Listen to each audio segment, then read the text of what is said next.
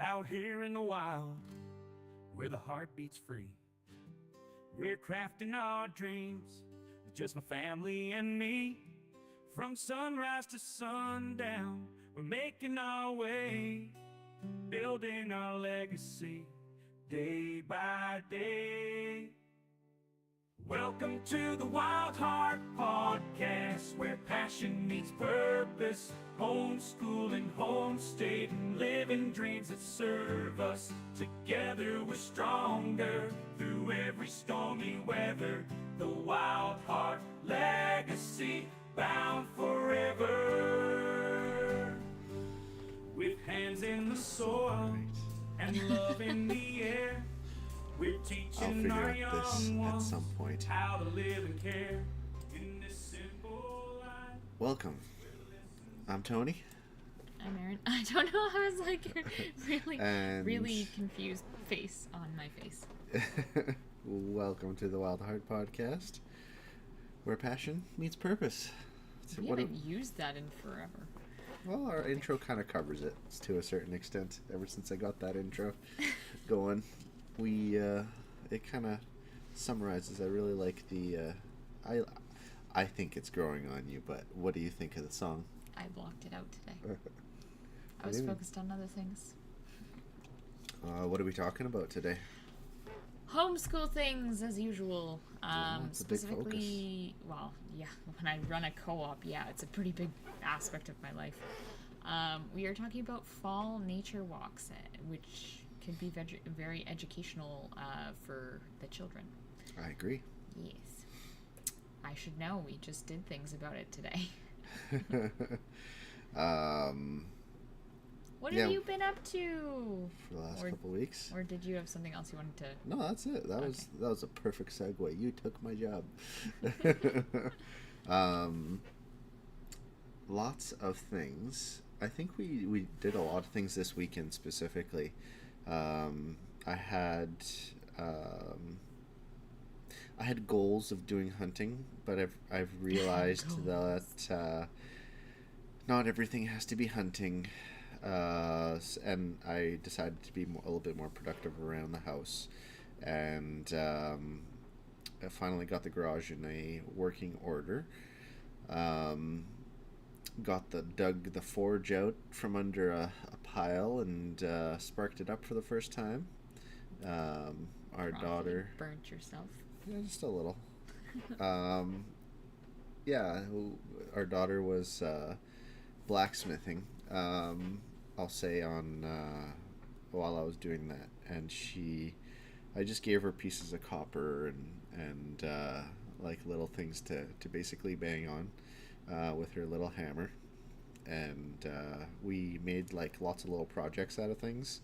As I was cleaning, it worked out perfectly. I'm like, oh, I have a lot of like almost empty spray paint cans here. Hey kid, you want to spray paint this thing? And so I taught her how to spray paint.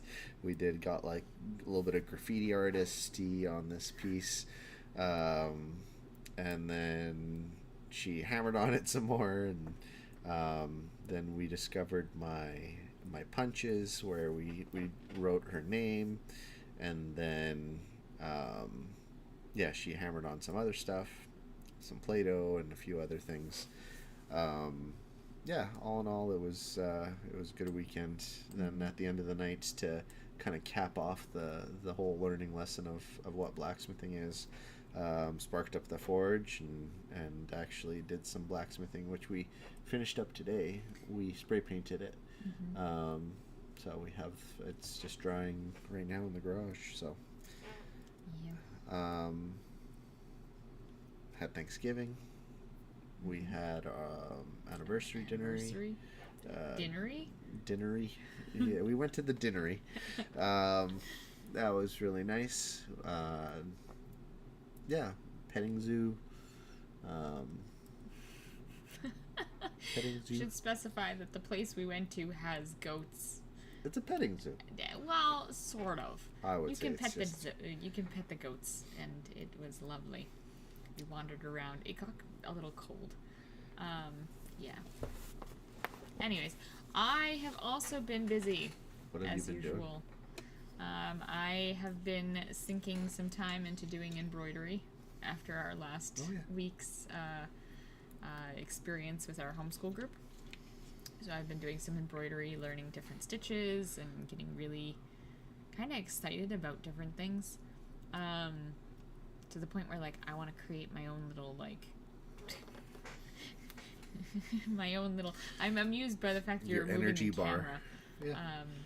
No, I'm wanting to create my own patterns that are book related. Anyways. Oh, that's fun. Yeah, I'm tempted, but I want to not get too ahead of myself. I want to like finish the things that I have now and then learn the basics before you get to the basically extreme. I gotta learn how to walk before I learn how to run. So yeah, lead by example. yeah, I finally have been able to pull some of the stuff out of the garden, pulled all the rest of the tomatoes off the vine. Yeah, we pulled the carrots out, and like literally the day before it frosted, because it was like frost the next, like we woke up, because it was Monday that I pulled them out, and you went to work Tuesday, and it was like, I was out at a customer's place, and literally like it was, the frost was still on the trees, and I guess a mixture of the cold and the frost and everything, the leaves on this street were literally just like just waves of leaves just falling to the ground, straight up just dropping off the tree. If people had put like bags of like that are open, those leaf bags underneath the trees, they would have collected it all. Like it was perfectly falling in like a pile around the tree. There's no wind. It was awesome. Yeah, so did that, and then obviously been focused on getting stuff set up and ready for this week's activity. Oh, excuse me. Does that take us right into our outdoor learning? So what remind me of what gave you the idea for this? Like, obviously you've been doing it. Yeah, I'm like, I've been doing things. You did it, therefore you wanted to talk about it. Yes. It's easy when you can talk from things that I've experienced. So yeah, like there's a lot of benefit to like doing outdoor learning. Screen's just moving. Yeah, there's a lot of benefits to having some outdoor learning. A lot of it is like a connection to nature. Really, and this is kind of why we do our collective, why we do our co-op outside, and like with most of the nature-y based stuff, is because if you can foster that that intrinsic value of wanting to be in and connecting with nature, you have a lot of different proven benefits for, mental health, mood, physical well-being, and then of course too, like just being outside, being out in nature, you're going to start to have a little bit more appreciation for it, and maybe be a little bit more conscientious about how you are interacting with nature. There's also that like sensory engagement piece where you can use all of your senses to really get an idea of like what's going on. It's a very multi-sensory experience, and especially with the early elementary school kids age range, it's crucial to develop that sensory development fairly early on. Yeah, and then of course real world learning. There's a lot of like dynamics in the learning environment provided by nature, where you can observe the ecological concepts firsthand. Things like the life cycles of the plants and animals. So if we have a creek near our place that we do our co-op, we can, in the springtime, we can look in it and see, maybe we can find some frog eggs, and then we can look at watching the life cycle of the frog.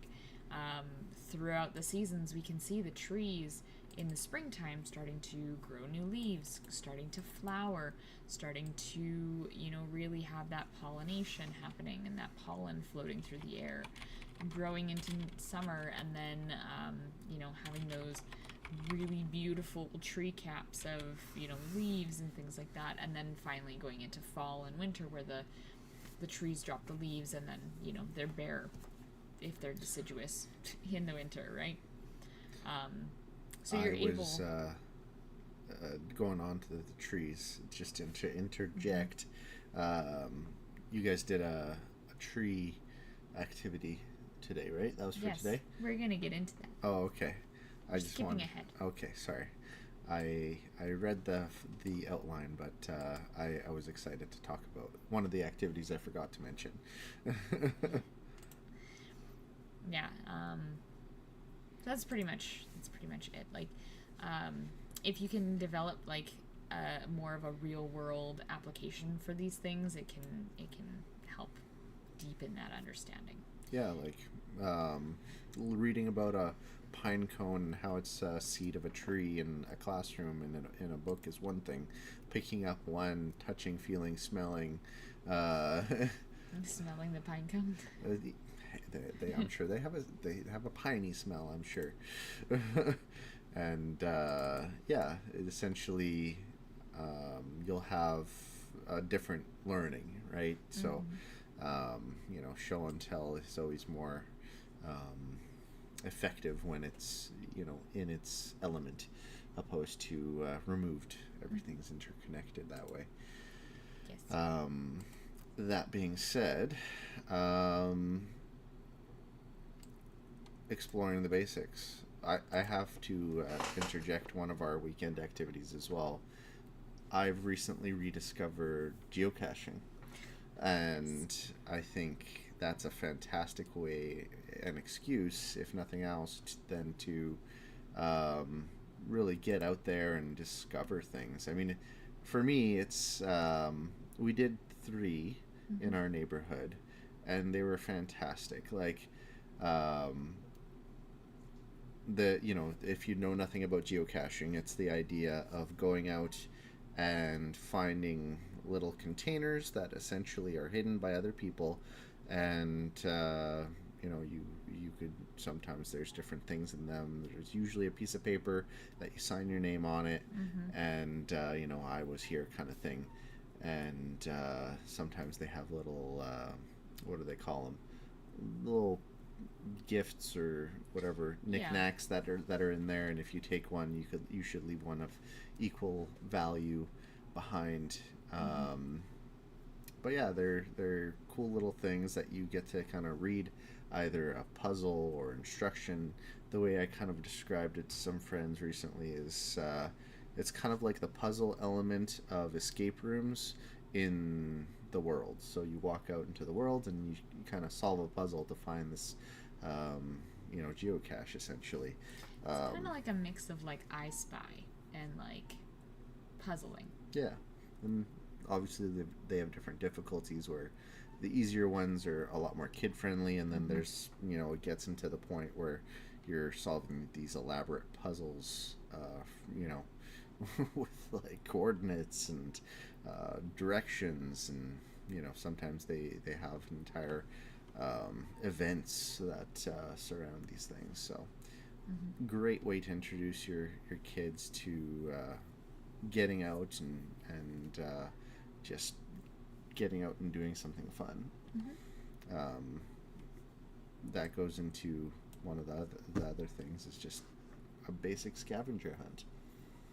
We did one of those. Well, it wasn't basic, but well, you could do anything from basic to more advanced scavenger hunt. yeah. Leaf collecting. You could kind of journal what they find. You could have a goal of different color leaves. It is the fall. You could have you know, sticks from different types of trees. You know, certain, depending on where you are, right? Rocks, if you're on in a very rocky area, different kinds of rocks. Something to collect can be helpful. Kids love picking up things. I know I our daughter, rocks, by default, sticks, leaves. We the place that we go to do the co-op, there's a lot of oak leaves, and therefore there's a lot of wasp galls, which is basically like a little fuzzy bump on the back of the oak leaves. And every time she finds one, she's got to run over to me and be like, Mama, look, and then sticks it in the stroller so that we can keep it for later. I have a collection of leaves growing. But yeah, like you can do leaf collecting, like you said, the nature journaling, where you sit down and you kind of do a little bit of a journal experience about like what you're seeing, what you're experiencing, and it allows you to kind of blend that like natural learning with like some artistry type stuff. You could make an art piece out of it at the end too, if you so desire. It's in a journal, but sure. Well, the journal becomes the art piece. Yeah, like I imagine like gluing leaves in and writing about the leaves and like drawing the tree once the art skill gets high enough, making notes and observations about the trees. But yeah. Scientific activities. How do you integrate science that are curriculum or not curriculum based into these walks and activities? Well, if you look at our outline here, we will talk about the dendrochronology and the dendroclimatology, which is where you were getting at with your with what you were doing. So dendrochronology and dendroclimatology is basically the fancy words for looking at the tree rings and seeing how big they are and what might have affected them. So the chronology is the time, or like the growth in a period of time, and the climatology piece is like looking at how the climate around the plant, specifically the tree, has influenced the growth of the tree. Like, was it a really dry year? Yeah. Was it really wet? Because if it's a wet year, you might see more growth than you will if you see a dry year. Makes sense. Was there a fire? If there was a Is fire, it charred? well, exactly. If it's charred in one spot, the tree can actually like form almost like a band-aid over top of it, and then continue growing. And you'll see that in the rings. It's really cool. Today we saw on some of the tree cookies, which is what we're calling them. Can I interject how I made them? Hold on. Okay, go ahead. So some of the tree cookies that we had, because we have a lady in our co-op whose husband is a arborist, so a tree person. He cuts down trees. And one of the things that she brought kind of to show us was woodpecker holes that like got filled up with like a fungus, but then the tree grew like its band-aid over top, and then you could see those little spots where the woodpecker pecked at. It was kind of cool. Anyways, yes, go on. Well, I had found a log. What? Step 1, find log. Step 2, tree. chop log. I used a Sawzall to chop them, and basically I just had a hacksaw and chopped up into anywhere from 2-inch to 1-inch segments, with the exception of like there's a branchy area that I think I made like 3 or 4 inches. And then I have a sander that I've used for blacksmithing, like blade sharpening, and I just basically put on a very rough grit. I can't remember the exact grit, but I basically just sanded one side of the cookie, and away we went. Yeah, we were actually able to, once we splashed a little bit of water on it, it helped bring out those tree rings really well.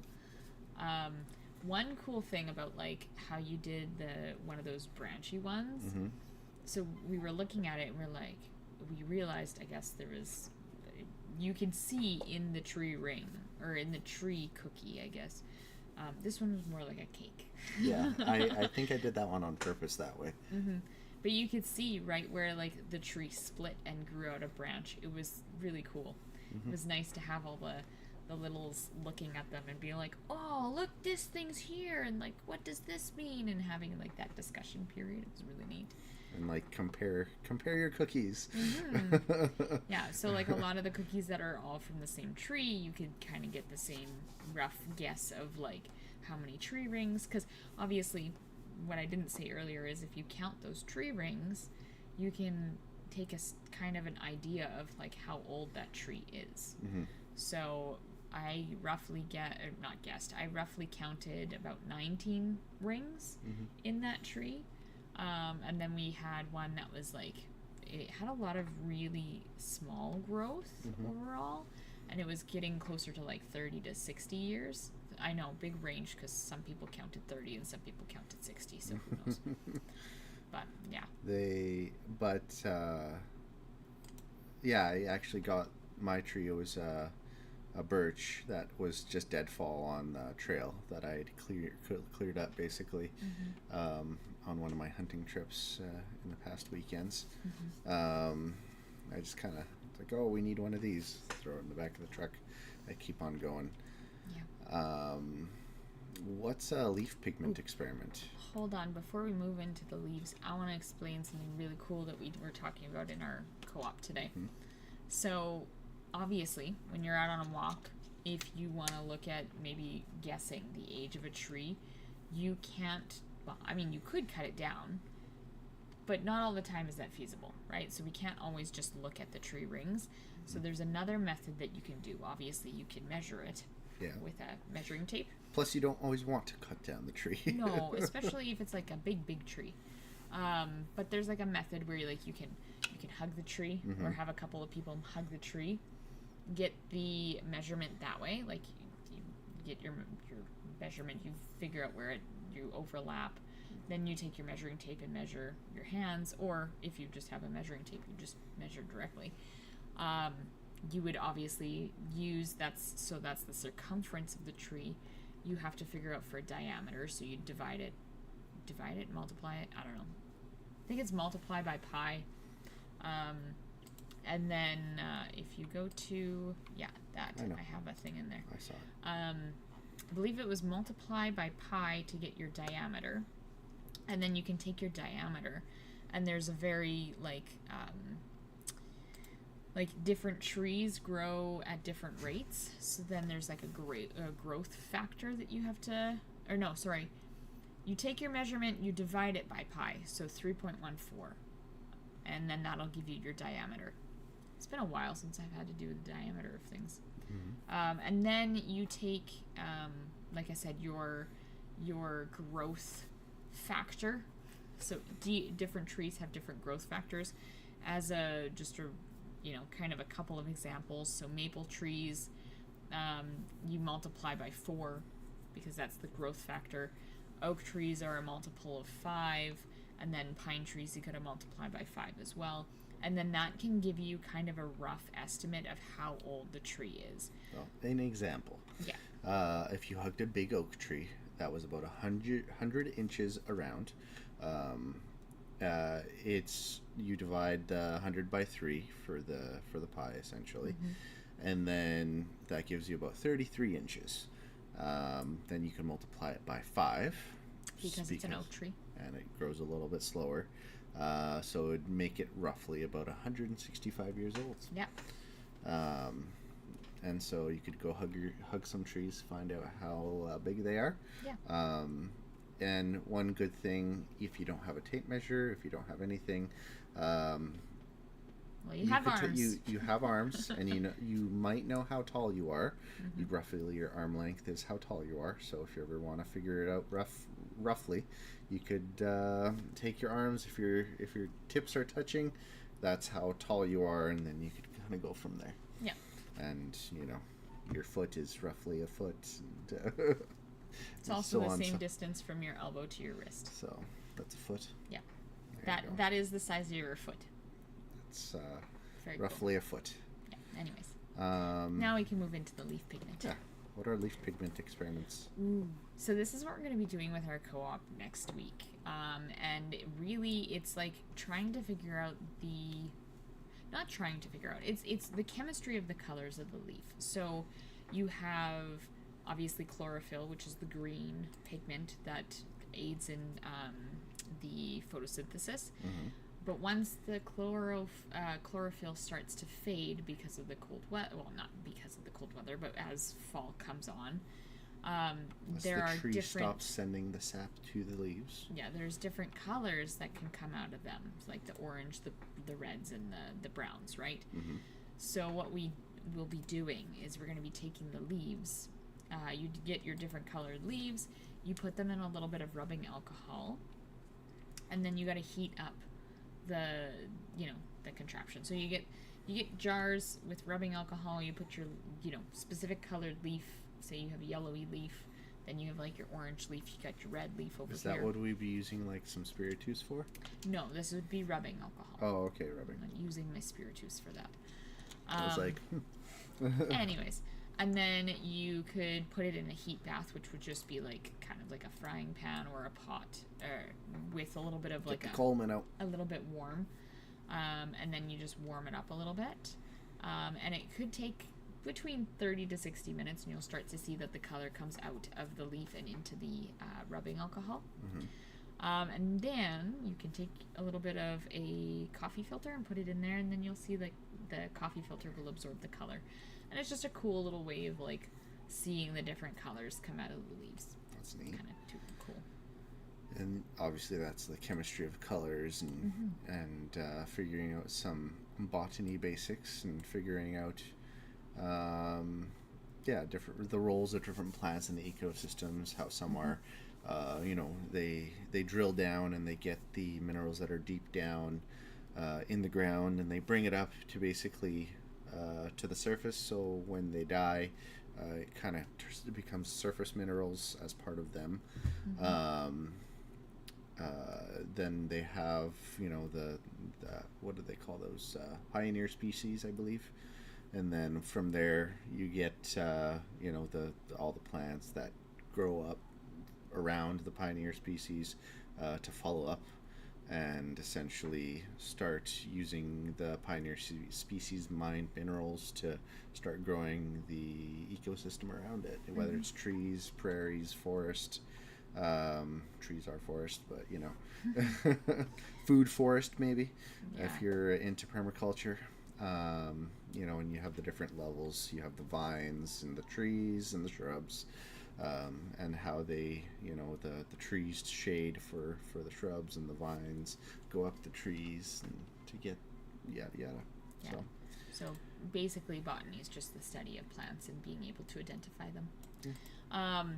Quick thing about botany, so there is, I can't remember where it is. Can you scroll up a little bit in our outline? Conversation. You know what? Just actually go to the tab. Yeah, that one. Where is it? My botany. I wrote down a botany. Okay. Botany. Where is my thing? So there is a book by Thomas J. Elpel. Elpel. It's Botany in a Day. It's a really good book to help you really learn about how to identify these plants based on like their leaves, their barks, their trunks, their like what they look like when they're flowering, what they look like when they're not flowering. And I mean, botany obviously covers a large range of plants. It's not just trees, but trees are a big part of it. They are. And then also too, if you want something on the go, iNaturalist is a great app for identifying those plants. And then also too, it can identify lots of other things in nature, like the animals and the different things growing in the ecosystem. Anyways, essentially naturalists are, they specialize in nature, right? Yes. How do we make things fun for kids? Being out in nature is just fun. Yeah, it is in a lot of cases, but actively, there's one thing I realized taking the kids out on my hunting trips is, I enjoy going out hunting and going out, but for the kids, because it is extremely long-term. There's no instant gratification per se, because you don't always get something when you're going out hunting, and the gratification is time frame is very long for hunting, if at all successful. But you have to make things fun for them, and whether it's bringing, playing I Spy with different trees, or guessing games. Or even just guess the tree and different leaves and barks. It's you know, I started identifying mushrooms on our walks and things like that as well, and Yeah. even just letting them play in the sand or the you know, The big natural sandboxes of the world. yeah, Yeah. just give them 5 minutes to play in the sand once you get out of the vehicle, and Yeah. that's made a world of difference for the kids when we go out. And I would say too, like even just as you're driving, because if you're out and you're driving through the forest to get to your spots, you know, looking at the clouds and seeing if you can make shapes out of the clouds and things like that. I know one thing that's never too far from our reach is, you know, a notepad or something that our daughter can color with. So, I mean, one thing that we did last year as well is doing some leaf rubbings. So, you know, put the leaf underneath your paper and then rub your rub your crayon lengthwise over it to create the rubbing. Good for coins too. Yep, good for coins too. Getting her to, you know, draw what she's seeing. I think one of my favorite things is when we were down at the creek and we were like, draw what you see at the creek, and she just drew like a brown rectangle and then like a cat, because we saw a cat on the other side of the creek, and it was kind of funny. But yeah, it's like doing those types of things. There's a lot of really cool like things you can do with fallen leaves. So I just saw one that you can make like a little crown around it, or for your like a little crown out of the leaves for your hair. You know, you can always in the springtime and summer you can weave flowers. Like there's so many things you can do. Grass baskets or wood baskets. Yep. We did basket weaving last winter. You could incorporate some local history or just tell stories of like, hey, like, you know, Papa got his first deer here and things like that, and plants, landmarks, just making it more personal, because the more personal you get, the more magical it can be for them. So I tend to find that like when we're out in the bush or, you know, wherever, I'm not that I'm quizzing our daughter on like different plants, but like I'm informing her of like these different things, like, oh look this plant over here, you know what this is? And then I help her identify it, and then as I identify it, I like maybe share like the medicinal uses for it, and so she's becoming quite a little herbalist herself. It's kind of cute. It's handy, especially when you have the first-hand knowledge, and you know, it gives you an excuse to pull it up on the natural app or wherever you're using, even just taking a picture. Yep. Yeah, I think you know, go out. The big summary to this is just go out and explore the world, and just make sure to involve your kids in any way you can. You know, whether it's going out geocaching or just going out on a walk and doing I Spy. If your kids have any curiosity about the scientific aspects of things, you know, whether it's you know, why trees, or the life cycle of a tree, and you know, all the steps that the tree takes to grow, you know, just identifying that, and depending on which age your kid is, you know, apply the science appropriately, you know. Right, like you could get into, you know, the whole process of photosynthesis. Right, like it depends on what your child is really into. Ours is kindergarten age, so it's we're focusing on grander concepts of just the trees in general, but I would say that was just making sure to engage and make the activities fun is really the biggest, the best way you could help your kids learn. Yeah, and I'd say like the goal here is to, like, yes, you want to bridge the homeschooling piece in with being out in nature, and I think just that's the thing, like children are like little sponges for information. They will soak up all the stuff. they will, and like even if you don't have a specific idea of like what you want to do when you're out in nature, kids will ask questions. Ask and you can answer those questions as best as you can. To your, or if you don't have the answer, well, when we get home, let's look into it.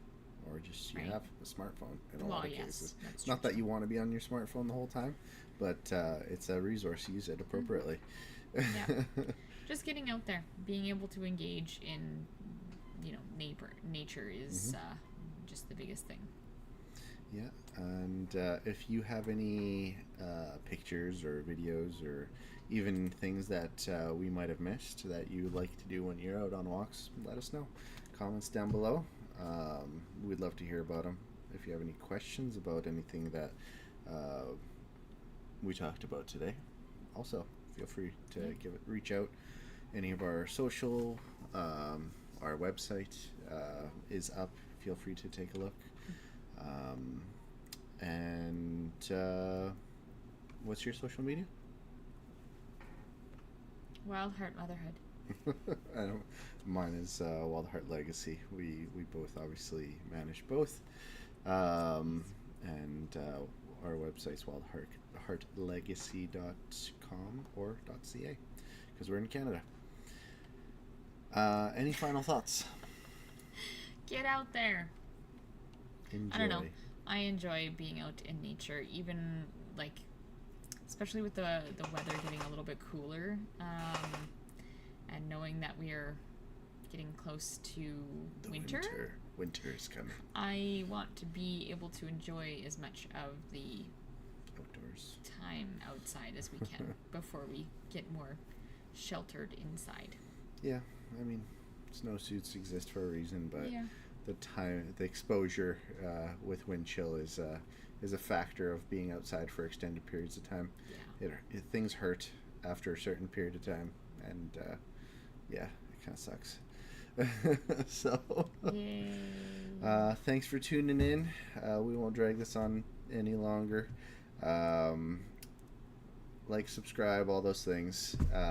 Thanks for supporting us in our journey. If you like anything that we did, come check us out.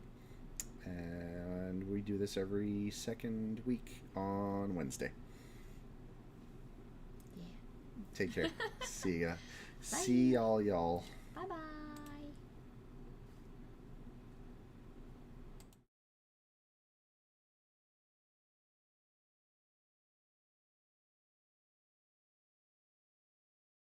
Out here in the wild, where the heart beats free, we're crafting our dreams, just my family and me.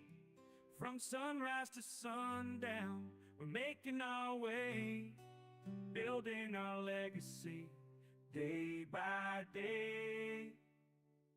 Welcome to the Wildheart Podcast, where passion meets purpose, homeschooling, homesteading, living dreams that serve us. Together we're stronger through every stormy weather. The Wildheart Legacy, bound forever. With hands in the soil and love in the air, we're teaching our young ones how to live and care in this simple life where the lessons are real. We're writing our story with every turn of the wheel. So join us on this journey where the wild hearts roll. In the Wildheart Legacy, you'll always feel at home.